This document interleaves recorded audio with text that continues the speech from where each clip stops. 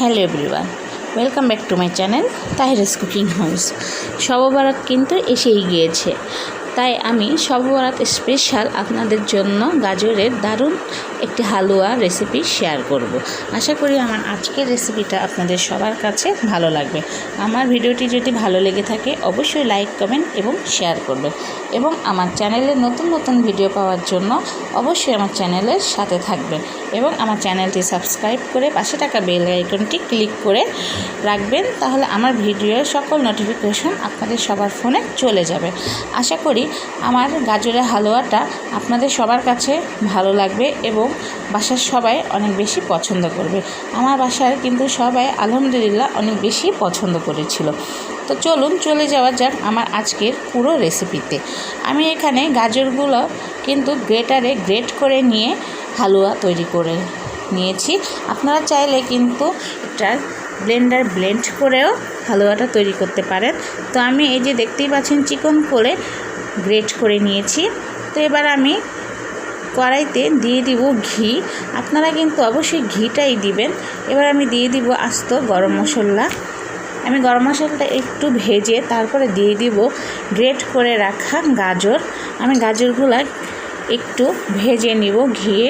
আপনারা কিন্তু এখানে ঘিয়ের পরিবর্তে তেল ব্যবহার করবেন না, তাহলে গাজরের হালুয়াটা খেতে ভালো লাগবে না। ঘিটাই দেওয়ার চেষ্টা করবেন। তো আমি দেখতেই পাচ্ছেন খুব ভালোভাবে ভেজে নিতেছি গাজরটা। জিনিসে রান্না করলে একটু লবণ দিতে ভালো লাগে, তো দিয়ে দিলাম সামান্য পরিমাণ লবণ। এবার আমি ভাজার পরে দিয়ে দিব এখানে আধা লিটার দুধ। আমি এখানে আড়ংয়ের যে দুধটা পাওয়া যায় ওইটা দিয়েছি, আপনারা চাইলে গরুর দুধও দিতে পারেন। তো এবার আমি একটু নাড়াচাড়া দিয়ে ঢাকনা দিয়ে ঢেকে দিব কয়েক মিনিটের জন্য, গাজরটা সিদ্ধ না হওয়া পর্যন্ত। আপনারা চাইলে কিন্তু লবণটা এখানে স্কিপ করতে পারেন। মিষ্টি জিনিসে লবণ দিয়ে খেতে ভালো লাগে। এবার আমি ঢাকনাটা খুলে আবারও ভালোভাবে নাড়াচাড়া দিব। তো আমার কিন্তু এখানে গাজরটা প্রায় 80% পর্যন্ত সিদ্ধ হয়ে গিয়েছে। আমি কিন্তু আবারও ঢাকনা দিয়ে ঢেকে দিয়েছিলাম। এবার আমি আবারও ঢাকনা খুলে ভালোভাবে নাড়াচাড়া দিয়ে নিব আর দেখতেছি সিদ্ধ হয়েছে কিনা। তো আমার গাজরটা খুব ভালোভাবে সিদ্ধ হয়ে গিয়েছে। তো আমি এই পর্যায়ে দিয়ে দিব চিনি। তো আমি এখানে 4 টেবিল চামচ পরিমাণ চিনি দিয়ে দিব। তারপর দিয়ে দিব 2 টেবিল চামচ পরিমাণ গুঁড়া দুধ। আপনারা এখানে গুঁড়া দুধটা নাও দিতে পারেন, এক্ষেত্রে আপনারা মাওয়াটা দিতে পারেন। তো মাওয়াটা হাতের কাছে না থাকলে আপনারা গুঁড়া দুধ আর ঘি একসাথে মিক্সড করে মাওয়া তৈরি করতে পারেন। তো আমার দুধ ও চিনি দেওয়ার পরে ভালোভাবে নাড়াচাড়া দিয়ে এবার দিয়ে দিলাম কিছুটা কিশমিশ। এটা অপশনাল, এটা আপনারা নাও দিতে পারেন। তবে আবারও নাড়াচাড়া দিয়ে নিব। এবার এই পর্যায়ে দিয়ে দিব কিছুটা বাদাম কুচি। এখানেও আপনারা অপশনাল, এটা এখন নাও দিতে পারেন, এটা ডেকোরেশনের সময় দিতে পারেন। তো আমি করতে করতে দুধটা প্রায় শুকিয়ে নিয়েছি, নিয়ে এটা খুব ভাজা ভাজা করে নিব। যতক্ষণ না পর্যন্ত পানিটা শুকাবে ততক্ষণ আমি নাড়াচাড়া দিতেই থাকবো। তো এই পর্যায়ে দিয়ে দিব আবারও সামান্য পরিমাণ ঘি। এটাও আপনারা অপশনাল, পরে ঘি নাও দিতে পারেন, পরে ঘিটা দিলে ভালো লাগে হালুয়াটা খেতে।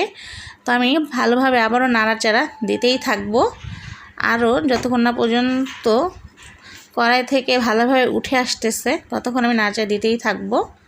তো এই যে দেখতে পাচ্ছেন আমার হালুয়া রান্নাটা কিন্তু শেষ। এবার আপনাদেরকে পরিবেশন করে দেখাচ্ছি। তো এই যে দেখেন কতটা পারফেক্ট হয়েছে আমার গাজরের হালুয়াটা। আপনারা কিন্তু বাসায় অবশ্যই ট্রাই করবেন আমার রেসিপিটা ফলো করে সেম টু সেমভাবে রান্না করতে। তো আমি উপর দিয়ে আবার একটু বাদাম ছিটিয়ে ডেকোরেশন করে নিচ্ছি, দেখতে ভালো লাগবে।